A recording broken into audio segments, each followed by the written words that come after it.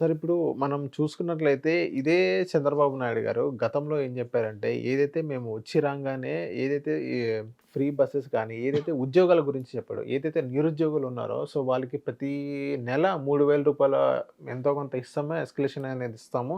దాంతో మీరేదన్నా ఉద్యోగం వచ్చినప్పుడు వచ్చేదాకా ఈ 3000 అనేది మీకు ఖర్చులన్నీ మిగిలిద్ది అని అన్నారు. సో ఇప్పుడు చాలామంది ఇప్పుడు కొంతమంది నార్మల్ పబ్లిక్ ఏమంటున్నారంటే, మీరు సూపర్ సిక్స్‌లో ఎంతసేపు ఆ గ్యాస్ సిలిండరు ఏదైతే ఫ్రీ బస్సు, అన్న క్యాంటీన్ దీని గురించే మాట్లాడుతున్నారే తప్ప ఏంటంటే 20,00,000 ఉద్యోగాలు. దాని గురించే మాట్లాడుతున్నారు తప్ప ఈ 3000 గురించి మాట్లాడలేదు. గతంలో మీరు ఉన్న తర్వాత లాస్ట్ 6 మంత్స్ మీరు దిగిపోయి 6 మంత్స్ అప్పుడే ఇచ్చారు కానీ 4½ ఇయర్స్ అనేది ఇవ్వలేదు. కానీ ఇప్పుడు కూడా ఈ 3000 గురించి అసలు మీరు మాట్లాడట్లేదు అన్నట్టుగానే క్వెషన్ చేస్తున్నారు. యాడ్ 6 మంత్స్ ఇచ్చారు సార్. 3 నెలలు ఇచ్చారు అది. అదే 6 నెలలు కాదు. సో చదువుకున్నవాడికి చదివేస్తే ఉన్నమతి పోయిందని ఒక సామెత ఉంటుంది. చదువుకున్న వాళ్ళు కూడా గత అనుభవంలో చంద్రబాబు నాయుడు గారు ఏ విధంగా నిరుద్యోగ వృత్తి ఇచ్చారో తెలిసి కూడా మళ్ళీ అటుపక్క వీళ్ళే ఆయనకు ఓట్లు వేశారంటే వాళ్ళకి విజ్ఞతకు వదిలేయండి.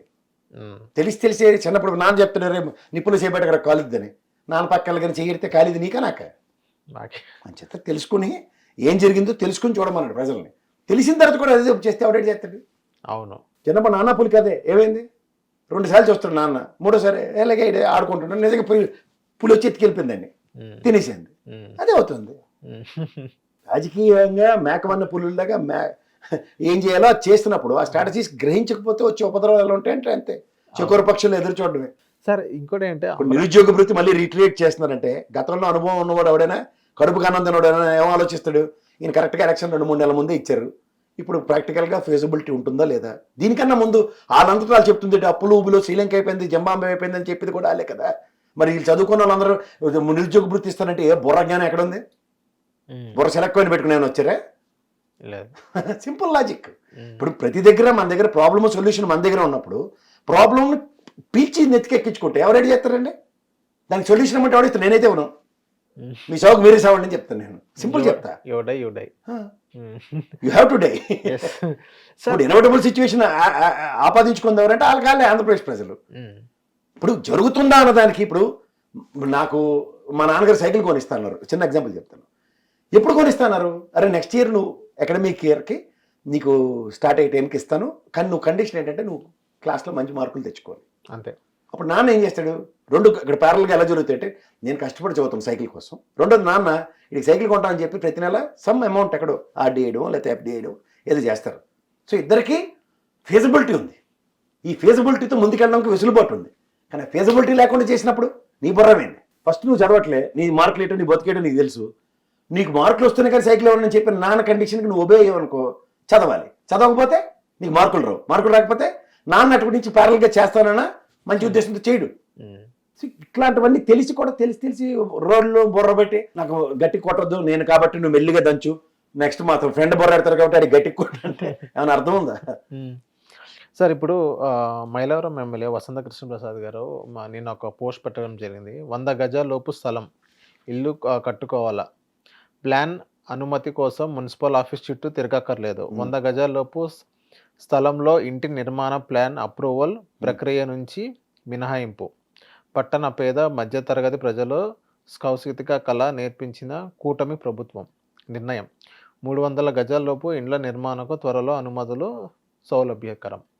సో ఏదైతే కింద కూడా ఇంకో రాశారు, ఏపీలో పట్టణాలు నగరాలు 100 గజాల్లోపు స్థలాలు కట్టుకోవాలన్న ప్లాన్ మంజూరు కోసం ఇకపై మున్సిపల్ ఆఫీస్ చుట్టూ తిరగక్కలేరు, వాళ్ళ ప్లాన్ అప్రూవల్ ప్రక్రియ మినహాయించి కూటమి ప్రభుత్వం పట్టణం పేదల మధ్య తరగతి ప్రజలకు ఇది నిజంగా శుభవార్తే.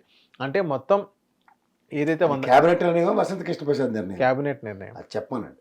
మైలవరంలో వసంత కృష్ణప్రసాద్ డప్పేసేసినంత మాత్రాన ఇది రాష్ట్రం అంతా ఇంప్లిమెంట్ చేస్తే హైడ్రా వస్తుంది, మళ్ళీ హైడ్రా వస్తుంది అని చేత క్యాబినెట్ నిర్ణయాలు ఏవైతే ఉంటాయో జీవో రూపంలో వస్తాయి, అవి ప్రజలకి వరప్రదాయం కింద అవుతాయి.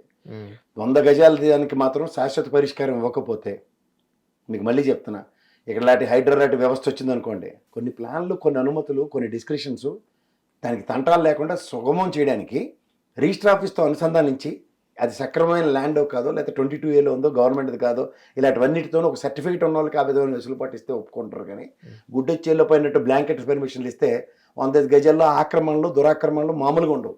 ఓకే. తర్వాత వచ్చిన ప్రభుత్వాలు హైడ్రాలు తీసుకొస్తే ఎవరు ఏం చేయలేరు. ఇది ప్రజలు గ్రహించుకోమారండి. సార్ ఇప్పుడు ఇళ్ల స్థలాల గురించి మాట్లాడినట్టయితే ఈ వచ్చిన 6 మంత్స్‌లో ఇళ్ల స్థలాల గురించి ఎక్కడ మాట్లాడని పరిస్థితి మనం చూస్తున్నాం గదా! ఇళ్ల స్థలాలు ఎప్పుడు ఇస్తారు? జగన్మోహన్ రెడ్డి గారు ఇచ్చిన 33,50,000 మందికి ఇచ్చిన ల్యాండ్లు లాక్కోకుండా ఉంటే చూడమన్నాడు సార్ చాలు. లాక్కుంటారంటారా? Chance are very bright. అక్కడ భౌగోళిక స్థానంలో గొల్లెట్టేసింది కదా, అమరావతి పరిసర ప్రాంతాల్లో ఇచ్చిన ల్యాండ్ వెనక్కి తీసేసుకుంటారు ఇలాంటివన్నీ చెప్తున్నారు కదా, అతను చెప్పారు కదా. అవును. సో అలాంటివన్నీ జరగకుండా చూసుకుంటే చాలు, కొత్త ఇవ్వకపోయినా పర్లేదు. సార్ ఇప్పుడు అదే వాళ్ళంటే ఏమంటే జగన్మోహన్ రెడ్డి గారు గతంలో ల్యాండ్స్ ఇచ్చారు. అది ఏంటంటే వరదపూరిత ప్రాంతాల్లో అది ల్యాండ్స్ ఇవ్వడం జరిగిందని కృష్ణా జిల్లాలో చెప్పారని వీళ్ళని అంటున్నారు. దానికి మీరేమంటారు సార్? దాని ప్రత్యామ్నాయం ఇవ్వమనండి. సరే ఆయన చేసిన తప్పు రైతు పక్క తెద్దాం. ఆ ప్రభుత్వంలో మీరు నిరసనలు లేవు, కమ్యూనిస్ట్ పార్టీలు లాంటి ఉద్యమాలు కూడా నేను ఎక్కడ చూడలేదు. ప్రజలు తీసుకున్న వాళ్ళకి కూడా తెలుసు అక్కడ అంటే వరద వచ్చింది కాబట్టి అక్కడ జగన్మోహన్ రెడ్డి గారు ఇల్లు ఇచ్చారు, మీకు వరదపూరిత ప్రాంతాలు ఇచ్చారనండి వాళ్ళు డబ్బులు కొట్టుకున్నారు. అలా మొన్న వచ్చిన వరదకి ఎలాంటి మిగిలిపోయాయి తెలుసు కదా మనకి. సో అన్నీ చూసిన తర్వాత ఇప్పుడైనా వాళ్ళకి కొత్తగా పెట్టమనండి. ఇక్కడ గత ప్రభుత్వంలో అంజయ్ గారి కాలనీ, ఈ కాలనీ, ఆ కాలనీ అని ఇచ్చారు. అంబేద్కర్ గారి కాలనీలు, వాల్మీకి కాలనీలు కూడా ఇచ్చారు. అక్కడ అన్ని మర్చిపోయి మనకు వచ్చేసరికల్లా పద్ధతులు మారిపోతాయంటే అలాగే. హిట్ టీవీ యాప్ ని డౌన్లోడ్ చేసుకోండి. ఇందులో short news, live news, entertainment movies అన్ని అవైలబుల్ గా ఉన్నాయి. Please download Hit TV app. Hit TV app. Hit TV యాప్ని ఫ్రీగా డౌన్లోడ్ చేసుకోండి.